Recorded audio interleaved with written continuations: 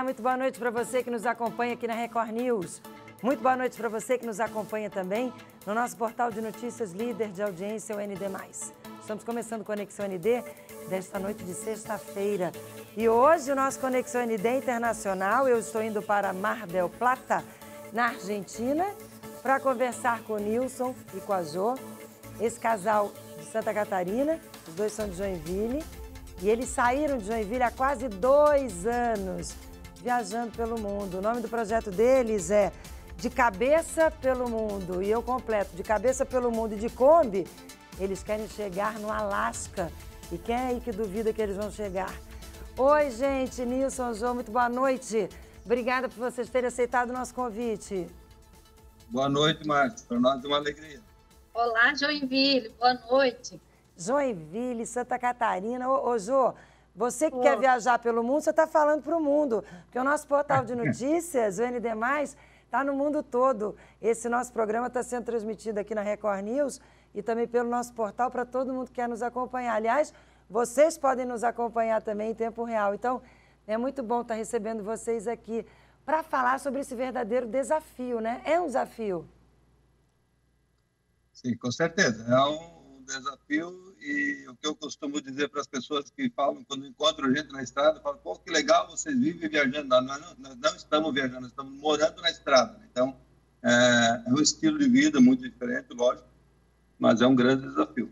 Vocês estão em Mar del Plata desde quando? Nós estamos, hoje está completando 10 dias que estamos em Mar del Plata, é um tempo maior do que a gente costuma ficar, só que a gente estava esperando até ontem um aquecedor para Kombi, porque nós estamos indo para o Ushuaia, que é muito frio. E aí a gente não tínhamos esse aquecedor, a gente comprou pela internet, estava esperando chegar aqui para agora seguir viagem. E chegou? Tá tudo certinho? Chegou, agora a gente, daqui a gente vai para a Serra de los Padres, é uma cidadezinha pequena, onde conhecemos um casal de viajantes que também já viajou por vários países, e eles vão ajudar a gente a instalar esse aparelho na Kombi. Gente, ô Jo, e você que é cabeleireira, precisou cortar o cabelo para facilitar banhos e companhia limitada ou não? Como é que foi? O que mudou na vida de vocês? Eu começo com essa pergunta para a Jo, para vocês se adaptarem nesses 2 anos pelo mundo. Eu fui pelo lado mais prático, né? Antes eu era bem loira, então o loiro sem condições de cuidar na estrada, né? Tô com ele bem natural, do jeito que ele tá, é o meu cabelo mesmo, eu que corto, o do Nilson também, eu corto, então a gente faz tudo mais prático, mais básico, mas tira de letra. Eu já tive a barba grande também, e tive que abrir mão da barba por conta dos cuidados, que é mais diferente, e convive com pouca água, né? Então a gente tem que economizar água porque não é uma casa fixa, né? Gente, é muito bom. A gente pediu naturalmente para eles fazerem um vídeo mostrando a casa deles, que é a Kombi. Aliás, a Kombi se chama Cabeçuda? É isso? Ela tem nome? Isso, é a Kombi Cabeçuda. E por que tem esse nome? Porque eu sou apaixonada por tartaruga e a Cabeçuda é uma tartaruga marinha muito grande. Então, o nome da tartaruga é Cabeçuda e se encaixou com a nossa Kombi também. Bom, então eu vou convidar o telespectador e vocês que obviamente estão nos acompanhando para a gente conhecer. Eles já conhecem bem, óbvio, mas você que está em casa com certeza está curioso. Vamos conhecer a Cabeçuda? A produção rodou. Esta é a nossa cama. Aqui está montado o modo quarto da casa. E uma cama bem confortável, dormimos melhor aqui do que quando nós estamos numa cama em uma casa fixa. Aqui é a nossa lavanderia, a gente lava a roupa e estende nesse varalzinho aqui pequeno. E essa parte aqui é uma estrutura onde que se abre e a gente pendura uma cortina para tomar banho. Então o chuveiro é feito na parte externa. Aqui nós temos uma varanda, onde que tomamos nosso chimarrão e aproveitamos a vista de todos os quintais que estamos. Temos um fogão com forninho. Aqui a nossa cozinha e temos uma geladeira. A cama da noite durante o dia vira sala. em cima da Kombi temos uma caixa de água e um painel solar que nos alimenta aí a energia na estrada. Somos totalmente autônomos de energia. A casinha é pequena, mas o quintal é grande. O quintal é enorme, porque o quintal é o mundo. Gente, eles já passaram por mais de 400 cidades. Agora eles estão indo para o extremo sul da América do Sul e o objetivo é chegar no extremo norte. Eles querem chegar no Alasca. É muito desprendimento, né? A gente quer ligar a última cidade do Polo Sul com a última cidade do Polo Norte, né? Então, nós vamos dar chegar lá na ponta do globo, embaixo, com a ponta em cima, né? E vocês já passaram por mais de 400 cidades. Vamos começar do início, lá dia 10 de março de 2021. Vocês estavam comemorando 31 anos de casados, é isso? Sim. E aí? No dia que nós completamos 31 anos de casado, a gente resolveu se jogar para a estrada. E aí, como é que foi? Como é que foi o caminho? O que vocês percorreram? Nós saímos de Joinville e fomos até a fronteira com a Argentina por Santa Catarina. Então, nós atravessamos o Brasil de leste a oeste, apesar de ser pela menor distância, né? E aí a gente foi de Santa Catarina, oeste de Santa Catarina, subiu o oeste do Paraná, oeste de Mato Grosso do Sul, entrou no Mato Grosso do Sul, oeste de São Paulo, Minas Gerais, fomos para o Rio de Janeiro, voltamos para Minas, subimos pelo litoral, para o Espírito Santo até Aracaju, mergulhamos no sertão nordestino, conhecemos todo o sertão nordestino, e aí depois voltamos para o litoral de João Pessoa, subimos até Fortaleza, pelo litoral, e depois descemos para o sertão do Ceará de novo. Aí fomos para o Piauí, fomos para Lençóis Maranhenses, até São Luís do Maranhão, e depois começamos a descer de Pará, Tocantins, Goiás, Brasil, passamos por Brasília, Mato Grosso do Sul, e passamos por Joinville de volta. E agora entramos no Rio Grande do Sul, atravessamos o Uruguai pelo litoral, entramos na Argentina e estamos neste momento em Mar del Plata, na Argentina. Com certeza quem está em casa está perguntando, e como é que eles se bancam, como é que eles vivem, como é que eles garantem a questão de financeira mesmo, da família de vocês. Vocês têm família que ficou em Joinville? Como é que funciona todo esse lado de grana?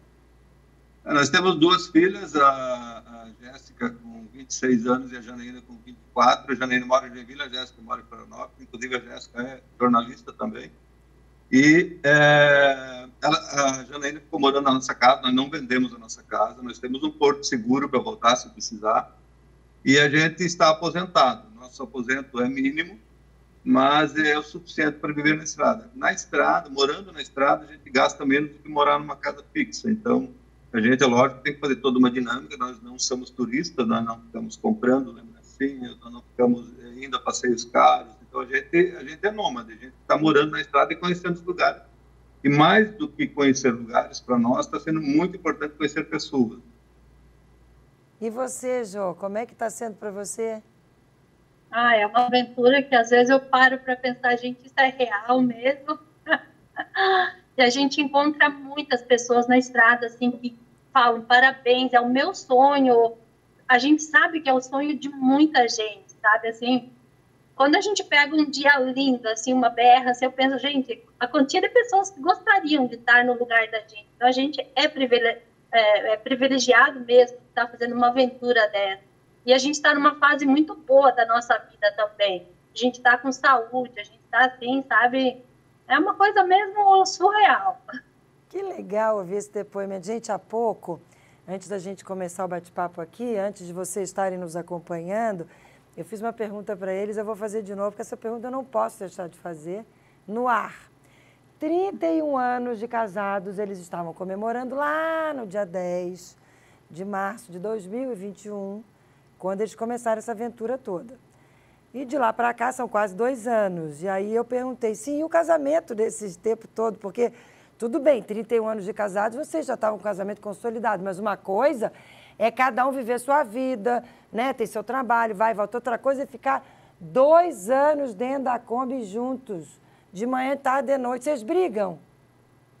Com certeza, né? E aí, como é que faz? Olha, eu confesso que meu marido não escute. Jorge, amor, fecha as orelhas.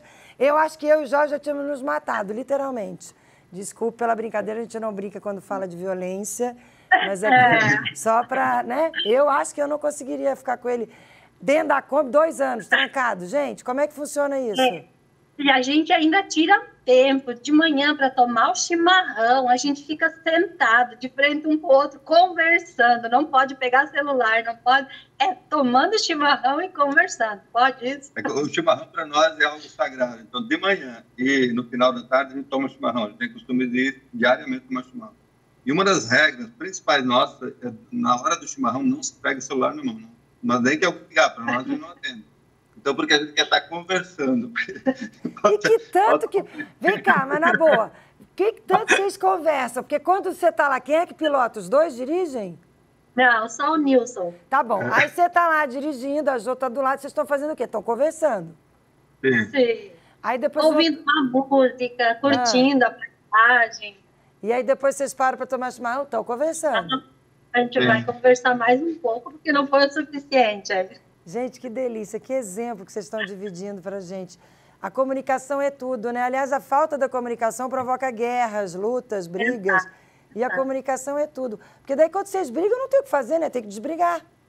Sim, não tem solução. Principalmente agora fora do Brasil, né? Porque está no Brasil é mais fácil de um voltar para casa e o outro não. Mas fora do Brasil as coisas ficam um pouco mais complicadas. Então, fora do Brasil, um literalmente está dependendo do outro, né? Porque a gente não conhece as pessoas da estrada. Então, quando brigas, quando acontece... Respirar fundo, contar até 10 e voltar de volta onde está errado e pronto. Eu acho que isso serve como exemplo para todo mundo que está assistindo aí a gente.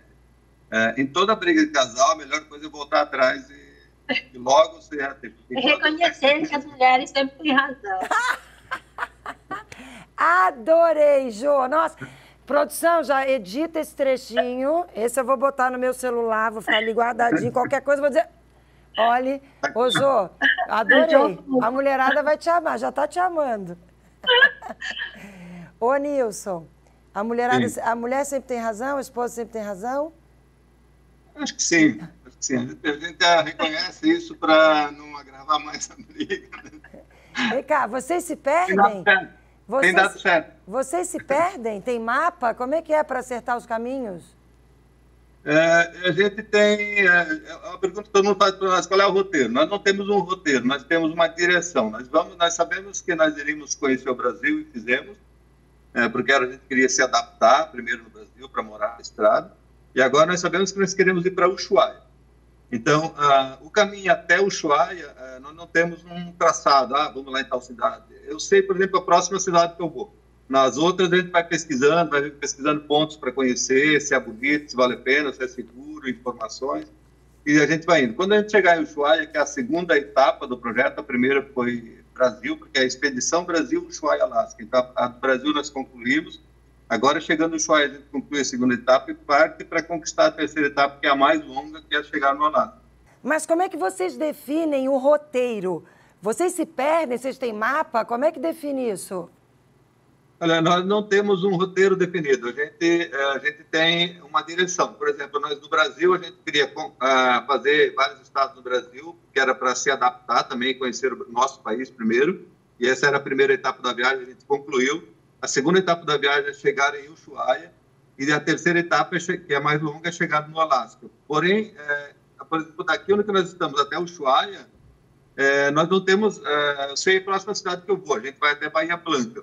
Depois disso, as próximas cidades a gente vai pesquisando na internet, se é bonito, se é seguro, se tem lugar para ficar, se tem... a gente pede muito para as pessoas locais que moram, o que vocês acham de conhecer aquele lugar. Então, as pessoas vão dando dica para nós, a gente vai costurando um roteiro no caminho. Nós não temos assim, nada planejado de cidade por cidade, nós temos a direção que nós damos e a gente vai... É lógico que, por exemplo, eu peguei em cada país, porque nós vamos passar por 18 países, eu peguei em cada país que a gente vai passar, eu marquei pontos que nós não podemos deixar de visitar.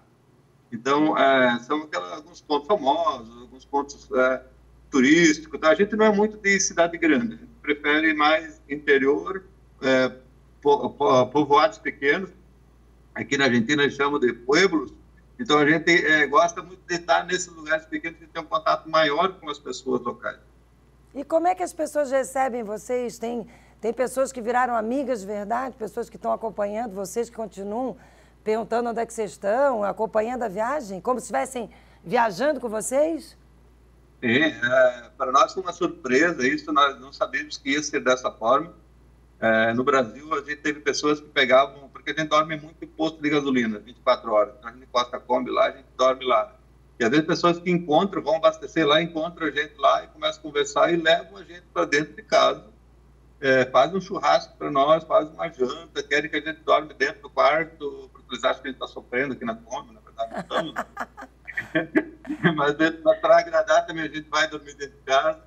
E a gente vai, são várias, a gente conheceu muita gente que viraram verdadeiros amigos.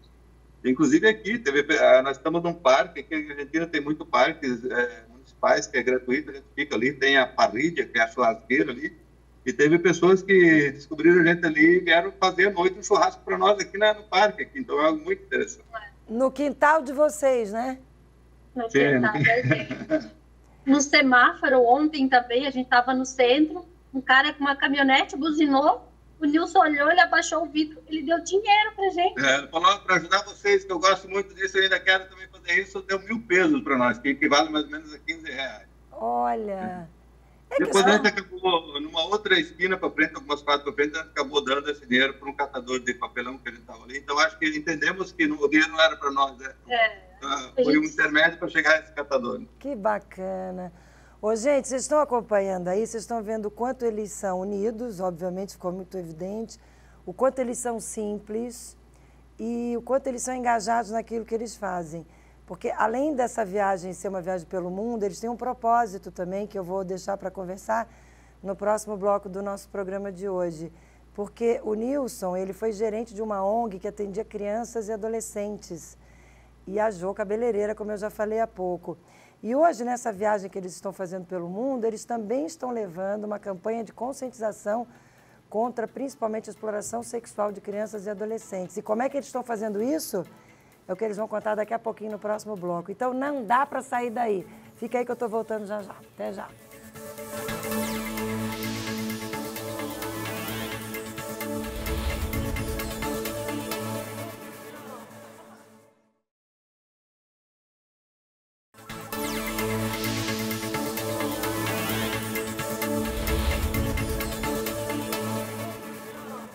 Estamos de volta com o nosso Conexão ND desta noite de sexta-feira. Estou tendo o prazer de conversar aqui com o Nilson e com a Jo, casal de Joinville, casal aqui de Santa Catarina, que há quase 2 anos está na estrada.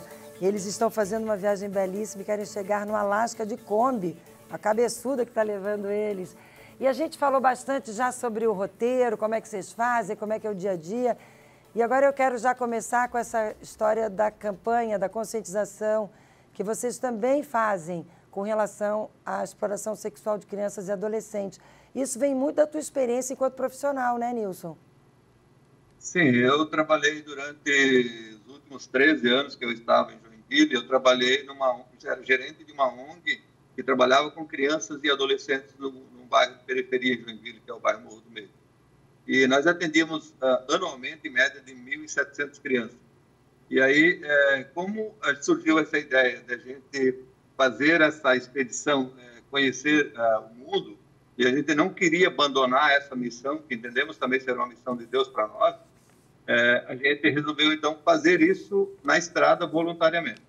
Então, dos principais focos dessa ONG em Joinville era que a gente acabou criando uma rede de proteção à criança e adolescente com várias entidades, que o principal foco era o combate ao abuso sexual infantil, que é um problema muito sério, um problema um problema gritante aí, que está no mundo todo, em todas as classes sociais. Há um velho tabu, assim, tem muita gente que não quer tocar nesse assunto, tem muitas instituições que não querem abordar esse assunto, porque ele realmente é um tabu. E aí a gente, na estrada, o que a gente resolveu fazer foi, a gente faz palestras e orientações para prevenção e o combate ao abuso sexual infantil, mas a gente faz isso para quem trabalha com crianças, por exemplo, para professores, para algumas igrejas. A gente foi também fazer palestra para quem trabalha com as crianças da igreja.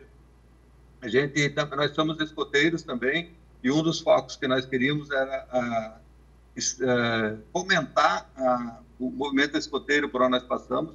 Por exemplo, no Sertão Nordestino a gente visitou diversos projetos sociais e a gente está trabalhando com alguns projetos sociais, lá com 5 projetos sociais, de repente de iniciar o trabalho com o escotismo dentro do projeto sociais, porque o escotismo é uma ferramenta de educação muito importante, muito poderosa para a transformação da vida das crianças. E aí a gente faz isso também. E a gente trabalhou em Minas Gerais também com adolescentes e com pessoas que trabalham com os adolescentes, a capacitação desde jogos, aquelas dinâmicas e coisas assim, para atrair os adolescentes para as atividades. Então, a gente está tentando, assim, onde é possível nas cidades, porque ele não consegue fazer isso em todas as cidades, né? Agora, fora do Brasil, vai ser um pouco mais difícil, mas a gente vai ainda conseguir fazer alguma coisa. E é esse trabalho, o mesmo no contato também diário com as pessoas que a gente tem, a gente está abordando esse assunto, principalmente esse assunto da questão do abuso sexual infantil. Muito bom, é o verdadeiro trabalho formiguinha, literalmente, né? Vocês estão percorrendo caminhos, divulgando essa mensagem da importância de combater essa vergonha, que é o abuso, a exploração sexual de crianças e adolescentes. E a gente, provavelmente, vocês estão percebendo que não muda muito de um local para o outro. O problema existe e as dores são as mesmas, né? Sim, sim. É o que a gente já comentava no nosso trabalho em Joinville. É um trabalho, é um problema que está em todas as classes sociais. Às vezes é comum as pessoas pensarem que a questão do abuso sexual acontece em periferias, em comunidades pobres. Não, ele está em todas as classes sociais. A diferença é que algumas classes sociais às vezes não denunciam tanto, acabam abafando. Isso sem contar que 80% dos casos de abuso sexual infantil não são denunciados. Então, o que a gente nesse trabalho, a gente procura também empoderar as crianças para que elas tenham coragem de contar, porque há sempre uma ameaça, há sempre... as crianças, elas não têm confiança, às vezes, alguém de confiança para contar. E, às vezes, quando a única pessoa de confiança para elas contarem sobre que estão sendo abusadas em casa pode ser um professor. Mas esse professor ele precisa estar preparado para receber essa denúncia, porque ele tem que saber o que ele vai fazer depois com essa denúncia. Ele não pode revitimizar a criança, como já aconteceu em alguns casos de a professora recebeu a denúncia da criança, mas ele chama mais 4, 5 professores, outras pessoas para testemunhar, porque ele não quer levar a bronca sozinho, ele não quer assumir essa responsabilidade sozinho, e daí revitimiza a criança novamente. Então, isso tudo não pode acontecer. O professor que recebe a denúncia, ele tem que levar essa denúncia para frente, considerando que aquela palavra da criança é verdadeira. Bom, quem vai investigar se é ou não é, depois são os órgãos competentes. Mas, para isso, as pessoas que trabalham com criança precisam estar um pouco mais capacitadas para isso também. Nilson, que bela mensagem que você está dividindo com a gente nesse momento. E aí você foi falando, e eu fui me lembrando de quantas vezes a gente colocou no ar, no nosso SC no Ar, que é o nosso jornal de todo dia, de segunda a sexta, das 6h30 às 8h40 da manhã, a gente fala muito, a gente abre espaço para falar sobre violência contra a mulher, sobre violência contra a criança, sempre no sentido de alerta, né? E a gente fala muito sobre isso. E outro dia a gente trouxe uma história de uma criança que entregou para o motorista do transporte escolar um bilhetinho pedindo ajuda, porque estava sendo agredida, violentada pelo padrasto. Então, assim, como é importante realmente as pessoas estarem preparadas, como é importante a gente falar sobre esse assunto. Que bonito tem esse viés da viagem de vocês também. Então, não é só uma questão de uma expedição, de uma aventura, é uma aventura com tremendo de um propósito, né? Sim, e nós trabalhamos em Joinville porque nós tínhamos um coral, essa ONG tem um coral dentro de 3 escolas em Joinville, escolas públicas, e tinham mais de 1.700 crianças que participavam desse coral. E nós, todo ano, trabalhávamos uma cantata com esse coral. E teve um ano que a gente trabalhou uma música que é O Meu Corpo é um Tesourinho, que é o diálogo de uma filha com o pai, que o pai orienta elas, que é para contar para o papai, para o vovô, para quem for, para o professor, se alguém tocar nela, se alguém fizer alguma coisa assim.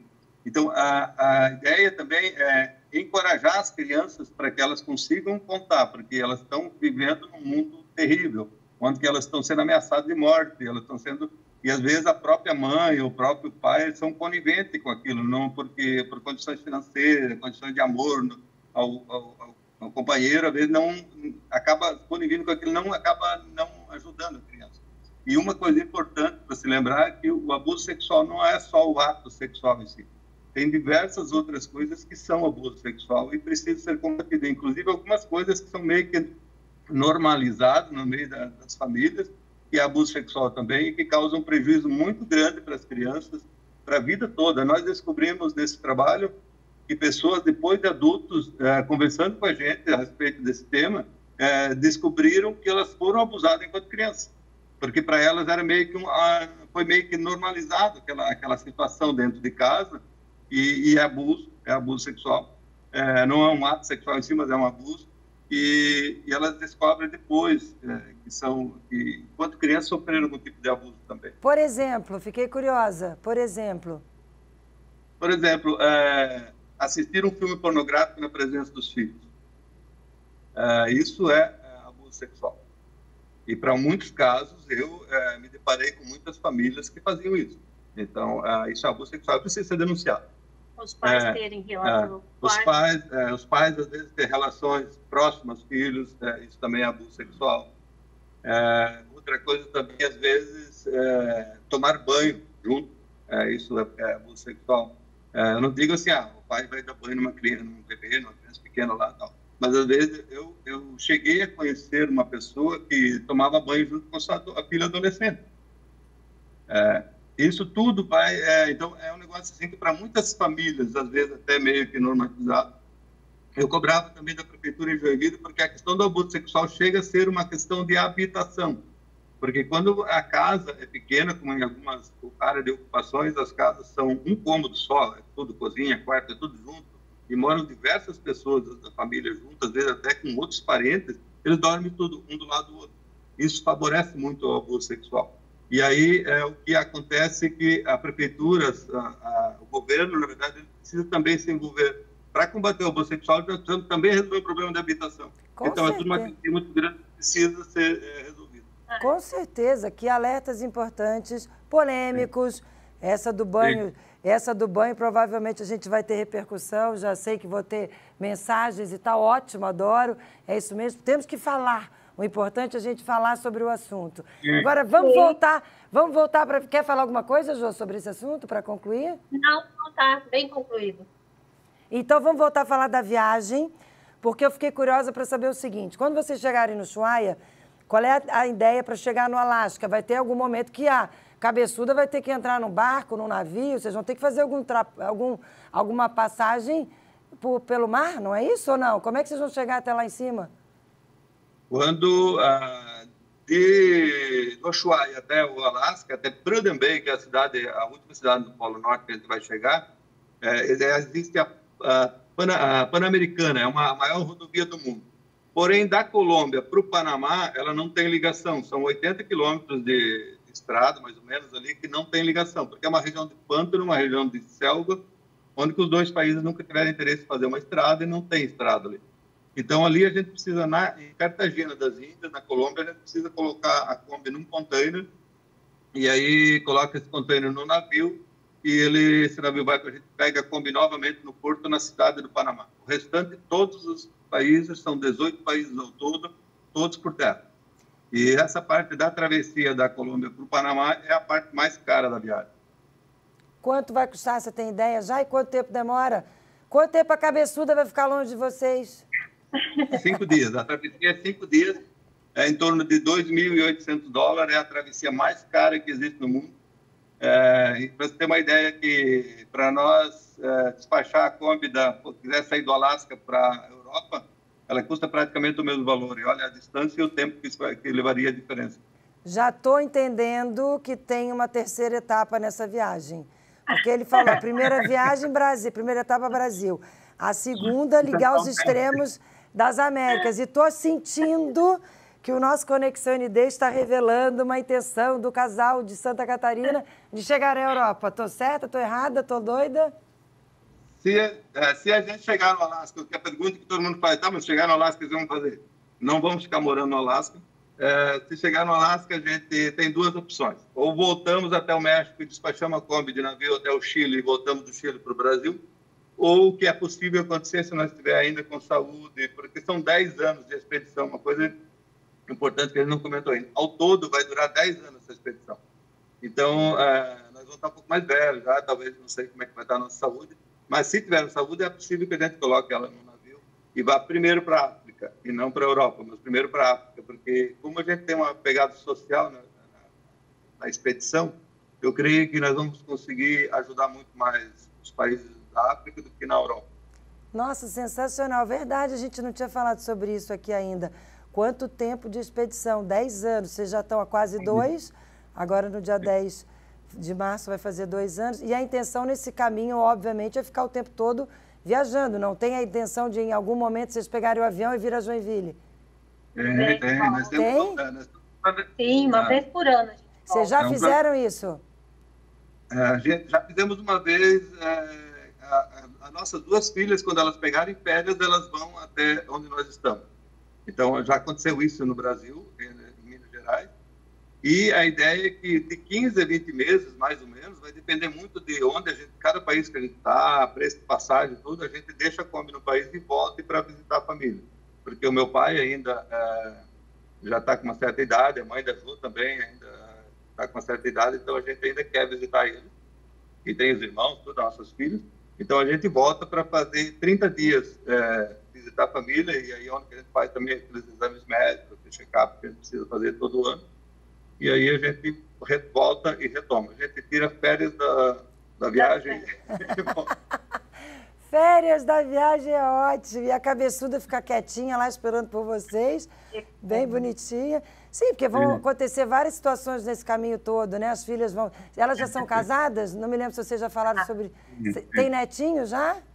Não. A hora que eu falo que é para elas esperar, porque se pintar neto na jogada, talvez balança a viagem, Então não vou falar sobre isso agora. Ou quem sabe os netinhos vão viajar com vocês durante um período. Eu estou achando o máximo essa conversa. Muito bom, gente. Até porque Nilson está com 53, Jô está com 51, é isso? Exato. Não, tem muita história pela frente ainda. 10 anos, são mais 8. Vocês já fizeram 2, vocês vão estar com menos de 60, 60 e pouco. Ih, vão estar jovens. Vai estar. Eu vou estar na televisão ainda, se Deus quiser. E vou poder contar todas essas histórias de vocês. Que coisa boa. E vem cá, perrengues que vocês precisam dividir com o telespectador. Histórias que vocês contam dizendo, nossa, não pensei que fosse resolver, não pensei que fosse sair. De alguma coisa que tenha acontecido com vocês ou com a Kombi. Nós tivemos no Brasil um pneu furado. Não precisamos nem trocar. Eu estava baixando, eu fui lá, ele arrumou sem precisar tirar da roda. E nós tivemos uma situação que está no nosso canal do YouTube lá, por exemplo, eu queimei o disco de embreagem, mas eu não considero isso muito um perrengue, porque foi um erro meu. Qual foi? Desculpa, eu não entendi direito. Nilson, eu não entendi direito, perdão, repita. Qual foi? Queimou o disco de embreagem da Kombi. E aí? E aí, mas isso foi um exagero que eu fiz numa subida no sítio que eu entrei lá em Minas Gerais, que era muito morro, não tinha como a Kombi subir, eu forcei demais, queimei. Então, não chega nem a ser um perrengue. Tem algumas situações inusitadas, por exemplo, nós dormimos na cadeia, no Maranhão. Como? Como? Inclusive, nós tiramos uma foto, nós dormimos lá e falamos para a nossa filha, primeira noite na cadeia. Mas por que vocês foram parar na cadeia? A gente era convidados especiais. Vamos explicar. Algumas cidades antes, um rapaz que conheceu a gente no posto de gasolina, ele conhecia o comandante da polícia de uma cidade que nós iríamos passar no interiorzão do Maranhão. Assim. E aí ele entrou em contato com o comandante lá e passou nosso telefone e tal. E quando nós chegamos na cidade, nós passamos uma mensagem, nós já estamos na cidade, porque achei que ele queria conhecer a gente. Eu falei, vem aqui para a delegacia, aqui tá. Aí fomos lá, eles fizeram café da tarde para nós, junto com a polícia toda lá. Levaram nós para jantar, jantamos junto com a polícia no restaurante que tinha lá na rodoviária e tomamos café da manhã. E eles arrumaram os colchões, que estavam muito quentes, né? Eles arrumaram os colchões dentro da delegacia, lá no escritório deles, no chão, com ar-condicionado e tudo, e dormimos na cadeia. Literalmente. Não, tudo bem, estava na cadeia, mas estava fresquinho, está valendo a pena. Que coisa. Estava uma sala especial para nós. Gente, muito bom. Acreditem se quiser, o nosso encontro está chegando ao fim. Está terminando o nosso Conexão ND dessa noite de sexta. Obrigada pela companhia deliciosa de vocês, tantos ensinamentos, tantas mensagens que vocês estão trazendo aqui para a gente, mas eu ainda quero fechar com uma mensagenzinha rapidinha de cada um. Vou começar com o Nilson, vou fechar com a Jo, porque a mulher tem sempre razão, então vou terminar com ela. Nilson, sua mensagem para quem está nos acompanhando nessa noite. que as pessoas acreditem nos seus sonhos. Nós acreditamos numa coisa que antes para nós era só um sonho e a gente acreditou que era possível. Porque às vezes a gente encontra pessoas na estrada e é o meu sonho, mas o que está fazendo para tirar esse sonho do papel, né? Então é colocar em prática, porque todo sonho é possível, com planejamento. É lógico que ninguém pode sair para a estrada baseado na nossa história, sair para a estrada achando que vai dar certo para todo mundo. Tem que ter planejamento. E quem quiser acompanhar a gente, nós temos Instagram e canal do YouTube, De Cabeça pelo Mundo. É muito importante que as pessoas se inscrevam lá, porque eles vão estar ajudando a gente. Quanto mais seguidores a gente tiver no YouTube, no Instagram, mais as pessoas vão poder, na estrada, nos acolher, vão confiar mais e tal. Então, De Cabeça pelo Mundo, é as nossas redes sociais. Que bacana. Jô, e você, fecha esse nosso bate-papo com uma mensagem linda para quem está com a gente nessa noite, viajando com vocês, porque com certeza as pessoas viajaram junto. Que as mulheres possam se desprender um pouquinho de casa, que não tenham medo do novo. A gente é forte, é guerreira, a gente tira de letra. Não tenha medo dos perrengues que podem vir. A gente vai superando e tudo é muito gratificante, muito bom. O mundo é muito grande, né? O quintal é enorme, né? Que quintal enorme para a gente explorar. Olha, mais uma vez, muito obrigada. Sucesso para vocês. Não preciso nem pedir, né? Por gentileza, continuem compartilhando notícias de vocês aqui com a gente. Quero acompanhar todo o trajeto de vocês. Quem sabe quando vocês chegarem lá no Ushuaia, me falem e a gente vem com vocês ao vivo no nosso SC no ar de manhã cedinho. Topam? Já estou convidando. Topam? Com certeza. Tranquilo. Então, quando a gente chegar no Alasca, vamos fazer a chamada ao vivo aí para... Não, no Alasca, não tem do Ushuaia no Alasca, quando vocês quiserem. Vão me avisando que eu vou fazer questão de continuar acompanhando. Vai ser um prazer para a gente poder dividir com o telespectador essa trajetória de vocês. Beijinho no coração, obrigada pelo carinho. Boa viagem, né? Boa viagem para vocês. Obrigado pela atenção. Obrigada pela oportunidade. A gente que agradece, que lindos. Obrigada, gente, valeu. Coisa boa, né? É assim que a gente vai encerrando o nosso encontro de hoje, esperando que a gente tenha feito a diferença na vida de vocês. Aproveitem esse restinho de noite, curtam o final de semana e vou fazer aquele convite sempre. Segunda-feira cedinho, 6h30 da manhã, eu e minha equipe estaremos esperando no nosso SC no ar. Venham nos acompanhar. Um beijo no coração e até segunda. Tchau, tchau.